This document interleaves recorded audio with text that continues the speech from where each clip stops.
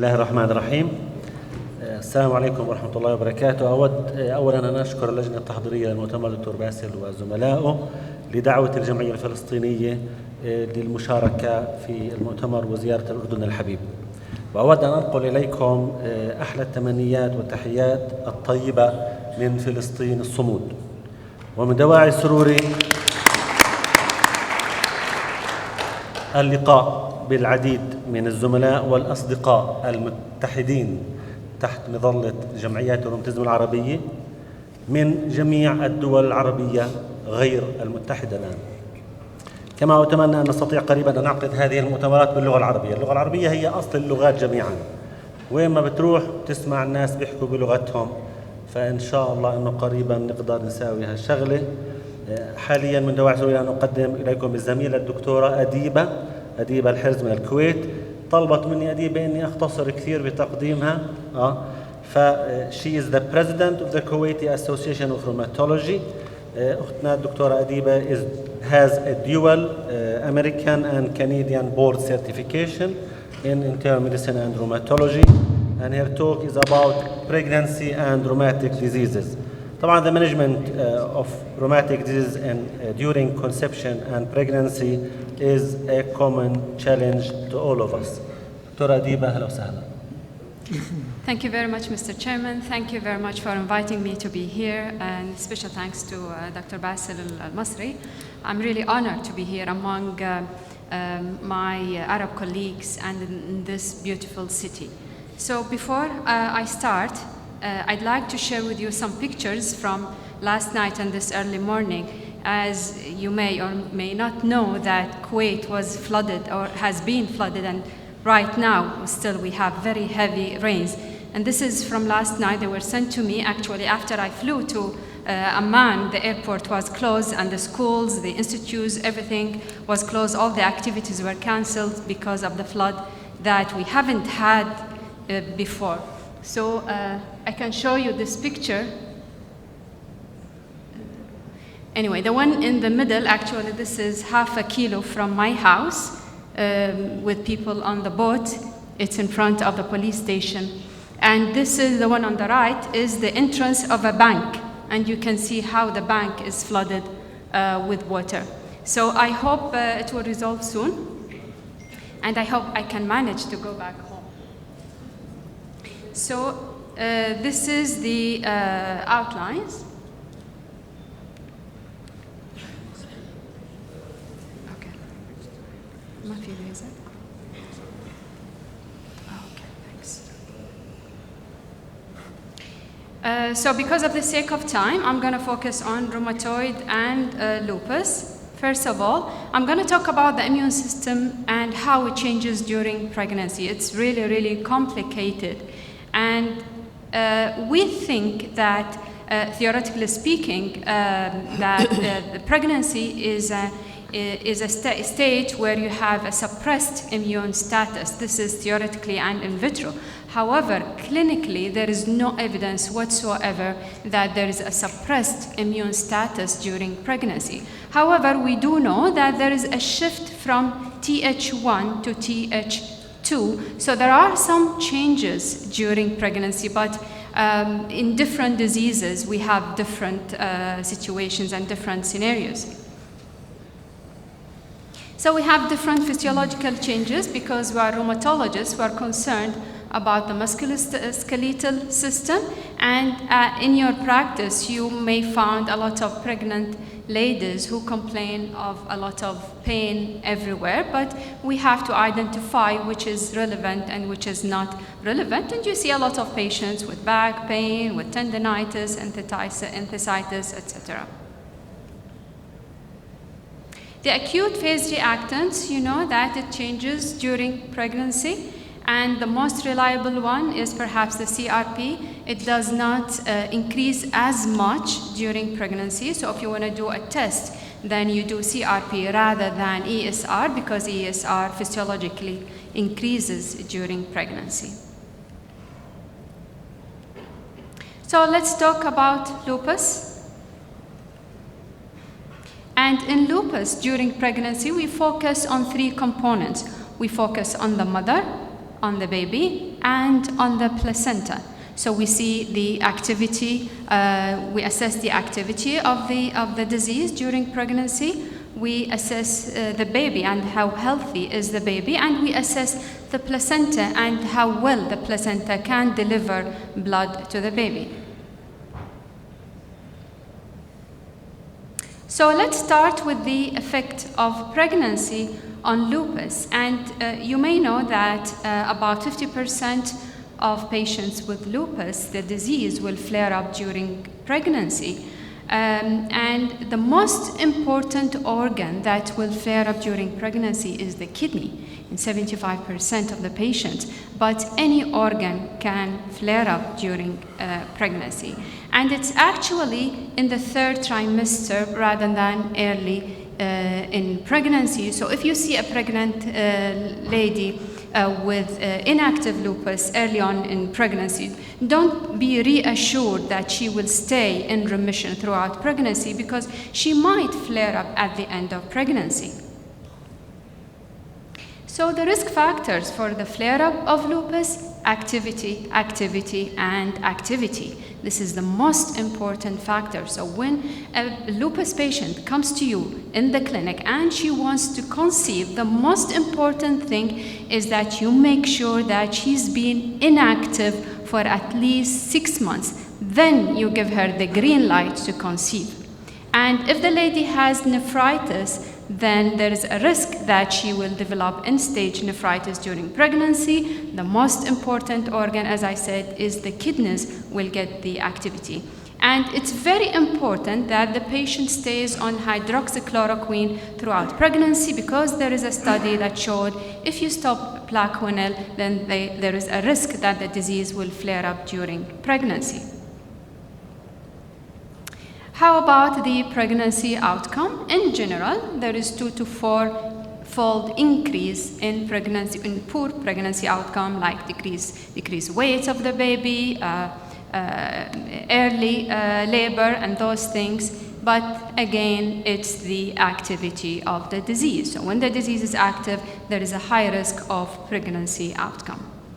And also if there is high DNA, if there is low complement, and if there is a pre-existing hypertension. Now, a lady with lupus, when she gets pregnant, she comes to you in the clinic and she has some symptoms, and you get confused. Is this lupus? Is this preeclampsia? Is this pregnancy?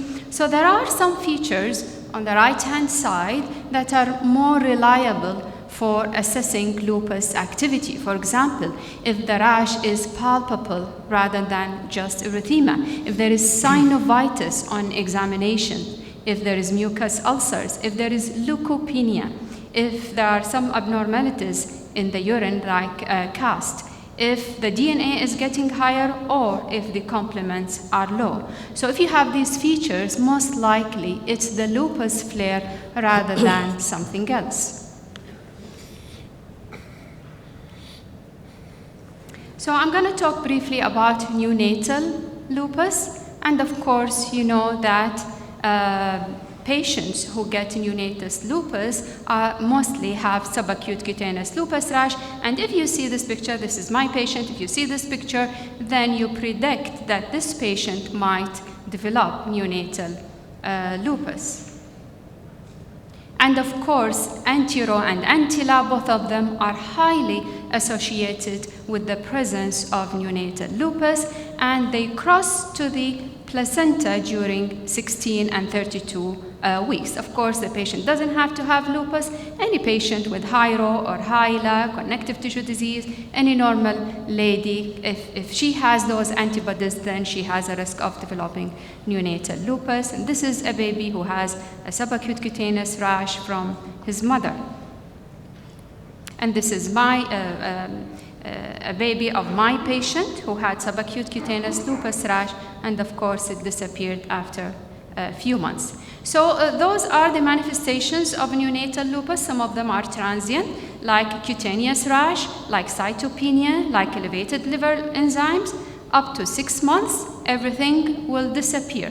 If it's really, really bad, then you can give steroid, but usually just leave the patient or leave the baby and everything will resolve within 6 months. However, the most important thing is the heart block, and usually it's permanent, especially if it's a complete heart block. And the risk increases if the mother already had a baby with a complete heart block. Dexamethasone, you can use it if you have a first or a second degree. It can prevent the development of complete heart block. Plaquenil, of course, it's very beneficial during pregnancy and it might prevent the recurrence of complete heart block. So if a patient has anti-Ro, anti-Li, you have to screen the lady before getting pregnant. If the lady has it, then you have to refer the lady to a high-risk pregnancy, and they will do an echo for her weekly between 16 and 26, and then bi-weekly from 27 to 34. Antiphospholipid, actually I'm not going to talk about it. Professor Kamashta has a special talk about antiphospholipid tomorrow, so you'll hear about it in details tomorrow. ART, or assisted reproductive technology, and a lot of ladies will come to you to the clinic. I'm going to do IVF. Is it okay? Is it safe to do IVF? So actually the studies showed that it is safe to do IVF and it will not flare up the disease according to the evidence that we have. However, if the patient has antiphospholipid, then she has threefold risk of having a failure in the ART, including IVF. So how about rheumatoid and pregnancy?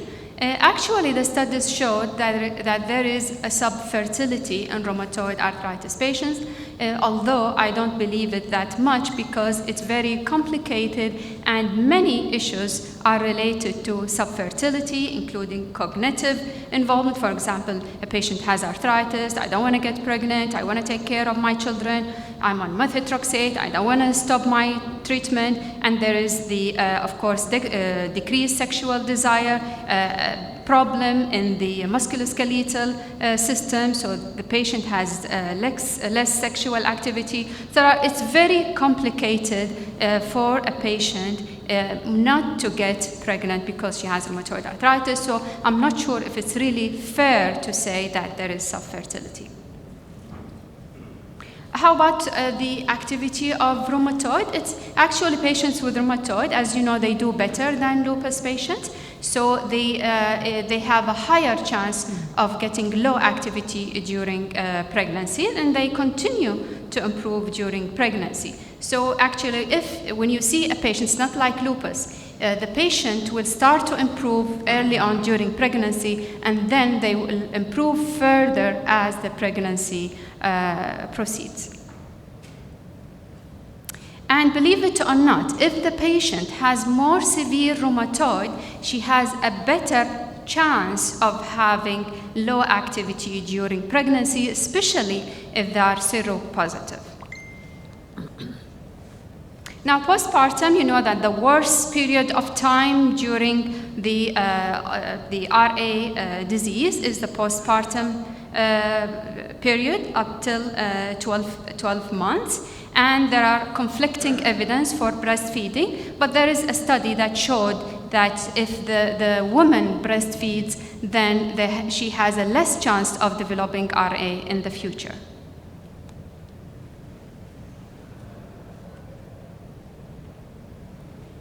So again, when the disease flares during pregnancy, when the disease is active, again, you have to make sure that the disease is inactive before the patient plans to conceive.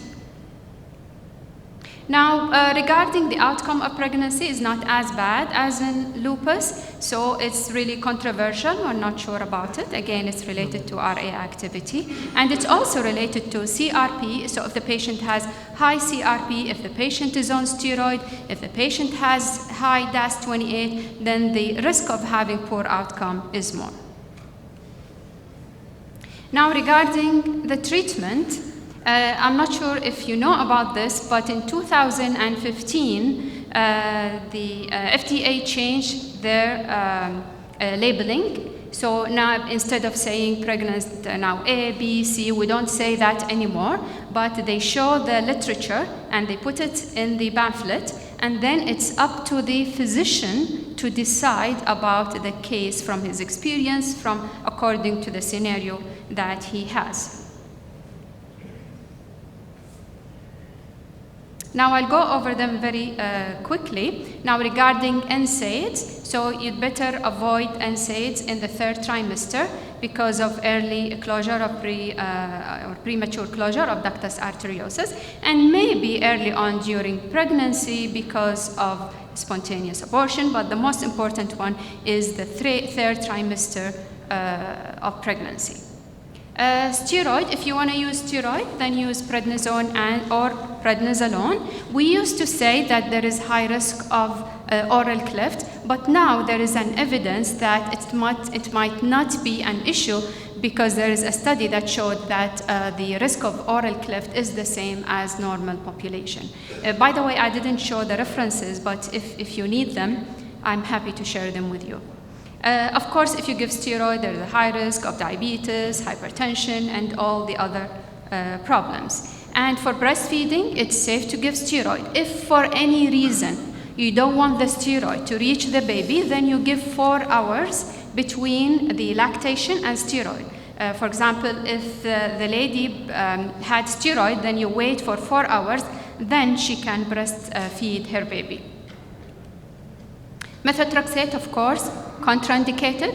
Stop it 3 months prior to conceiving. And if there is an unplanned pregnancy, just do risk management counsel. Hydroxychloroquine, absolutely safe during pregnancy, and it prevents congenital or complete heart block. It prevents lupus flare. This is a study that I did about 20 years ago when I was doing the pregnancy clinic in Vancouver and when I was doing the lupus clinic in Toronto. And we showed that the more experience that you have in lupus pregnancy, the more confident you have in giving hydroxychloroquine during pregnancy. So it's probably one of the safest drugs that we have.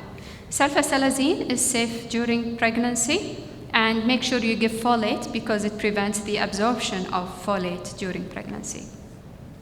Leflunomide, teratogenic, don't give it to your patient if you're planning pregnancy, and you have to stop it. This is different, and a lot of people don't know about this. You have to stop it 2 years before pregnancy because it has a long half-life. If for any reason the patient is desperate, she wants to get pregnant, then you do a washout with cholestyramine before getting pregnant. Azathioprine is relatively safe as well during pregnancy and breastfeeding. How about anti-TNF? Now, regarding the placental transfer, now the IgG is transferred during the 3rd trimester, and then the transfer goes up till delivery. So, however, certolizumab, which is Cimzia, it is pegylated, so it lacks the FC portion. And we know that the upper one is the mother, the lower one is the baby, and we have a molecule called endosome. The endosome carries the immunoglobulin via the FC portion and takes it to the baby. So if you do not have the FC portion, there is no problem, and the immunoglobulin will not go to the baby. And that's what happens to certolizumab because it lacks the FC portion. So the lower one is the certolizumab, and it doesn't go high in the baby. However, infliximab and adalimumab, they can go high in the fetal blood. So the upper one is the level in the mother. This is the certolizumab. However, the lower one is undetectable, and this is in the baby. So although the level is high in the mother, the level is undetectable in the baby because it does not cross to the to the baby, sorry. Regarding safety, it's very controversial. There are studies that support each side, so we're not sure yet. However, probably the more evidence is toward the safety of anti-TNF Again, if you want to give, now the message from all this is if you want to give anti-TNF like adalimumab or infliximab, then you have to give it during the early period of pregnancy, the first and the second trimester, but you have to stop it during the third trimester because it crosses to the baby. Then it will create a problem for the vaccination of the baby. But if you want to give certolizumab, then you continue it throughout pregnancy without any problem. Breastfeeding, you can give it without any problem. Now, non-anti-TNF, we have no studies, no evidence. Just avoid them because of the lack of evidence. Rituximab, 12 months before conceiving. Abatacept, 14 weeks before conceiving. Tocilizumab, 3 months before conceiving. Anakinra, tofacitinib, we don't have anything about them. Now, regarding live vaccination, as I said, so because the level is high during the third trimester, do not give anti-TNF during the third trimester. Certolizumab, no problem at all. Now, this is a case that was published regarding a mother who was on infliximab during the third trimester, and then the baby was given BCG vaccination, and he had a disseminated TB and died because he had a live vaccine. So if for any reason the patient was on monoclonal antibody throughout pregnancy, do not give vaccination, live vaccination to the baby till 7 months of age. Breastfeeding, it's the IgA which crosses, but not the IgG, so you do not have any issue. You can give the biologics, you can give anything, the biological drug during breastfeeding, no problem. And in men, we used to say that you stop methotrexate, you stop biologic, but this is probably not true because now the evidence says that it's probably safe to give the drugs for the men, including methotrexate during or before conceiving, although theoretically TNF can play a role in spermatogenesis, but there is no evidence that anti-TNF will interfere with spermatogenesis. Now the EULAR recommendations, so I'm not going to mention them because they are compatible with what I've mentioned already. So you have to sit with the patient before pregnancy and plan for pregnancy. And then if you want to give anti-TNF, then you stop it during the third trimester. Etanercept and certolizumab are safe throughout pregnancy. And lactation, what is compatible with pregnancy is usually compatible with breastfeeding. And the ACR recommendations, they go in line with EULAR recommendations. Now counseling, as I said prior to conceiving, I'm sure that many patients just show up in the clinic, I'm just pregnant, and then you have to deal with it, but ideally you have to plan ahead of time, make sure that you measure the antiphospholipid and the anti-Ro/anti-Lab prior to pregnancy. And this is a baby of my patient. She was on adalimumab, and then I stopped it during the third trimester, and she has a very beautiful, healthy baby, and then I resumed it after delivery. So, whatever your practice is, our goal is to have a healthy baby and a healthy mother who can look after her children and her husband. Thank you very much. دكتورة أديبة، شكرا كثير على هالبرزنتيشن اللي كانت comprehensive. بس ورطتي حالك انت هلا لأنه ضايل 7 دقائق معنا، ففي مجال للأسئلة. في مجال للأسئلة. حد عنده سؤال؟ Finished early, you mean? Yes, you did. You finished early. This is wonderful. So you can have a discussion. Okay. Please, any questions? هلا أنا أسألك سؤال. إجاكي مريضة وعندها بيبي ولد، تعرف إيش؟ عندك complete congenital heart block. What would you do for the second baby?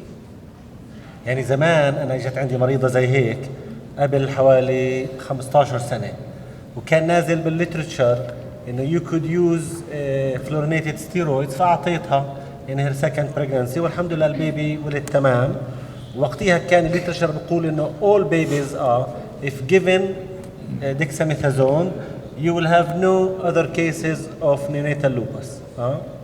وإنه الريسك كان حوالي 25%، أنت حكيتي حوالي 20% متقارب، بس شكله الليتريتشر عم بيتغير هلا. يعني لما اجتني مريضة تانية يقولوا إنه you have to watch، ما تعطي and do frequent examination of the baby و ECG، يعني شغلة عويصة. شو رأيك؟ إذا أنت وحكنا الحين نتكلم بالعربي ولا بالإنجليزي؟ بالعربي أو بالإنجليزي. هو كلامك صحيح. الليتريتشر have changed. فكنا قبل نعطي الدكساميثازون، بس الحين الإيفيدنس is not very supportive of dexamethasone and we are not sure if it's going to really be helpful for the baby. It is helpful بس it's dangerous. It has been proven إنه helpful. Right. فالحين الترند إن we give Plaquenil because we do have an evidence that it can prevent congenital complete heart block, and we have to monitor the baby. That's the only thing we can do for the mother. لأنه إذا طلع first degree heart block you watch, second degree heart block بتخوف أكثر.